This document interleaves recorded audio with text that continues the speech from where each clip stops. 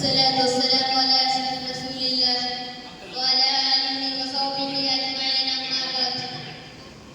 ಬಹುಮಾನ್ಯರಾದ ಗುರು ಹಿರಿಯರೇ ಹಾಗೂ ನನ್ನ ಶಬ್ದವನ್ನು ಸಲ್ಲಿಸುತ್ತಿರುವ ಪ್ರೀತಿಯ ಸಹೋದರ ಮಿತ್ರರೇ, ಇಂದು ನಾವು ಇಯಾಸನ ಪ್ರತಿಭಾ ವೇದಿಕೆ ಇದರಲ್ಲಿ ನಾವು ಒಟ್ಟುಕೊಂಡಿದ್ದೇವೆ.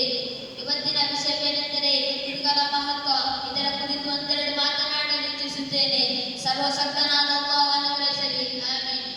ಪ್ರಿಯರೇ, ಗುರುಗಳ ಮಹತ್ವ ಎಂದರೆ ಗುರುಗಳು ಮಾತಾಪಿತಾಂಗರಿಗೆ ಸಮಾನವಾಗಿದ್ದಾರೆ. ಇಮಾಮ್ ಶಾಫಿ ರಲಿಯಲ್ಲಾಹು ಅವರ ಒಂದು ಚರಿತ್ರೆಯನ್ನು ಹೇಳಿ ನನ್ನ ಮಾತನ್ನು ಕೊನೆಗೊಳಿಸುತ್ತೇನೆ. ಒಂದು ದಿವಸ ಶಾಫಿ ರಲಿಯಲ್ಲಾಹು ತಹಜ್ಜುದ್ಗೆ ಕ್ಲಾಸ್ ನೀಡುತ್ತಿರುವಾಗ ಹೊರ ಭಾಗದಲ್ಲಿ ಒಬ್ಬ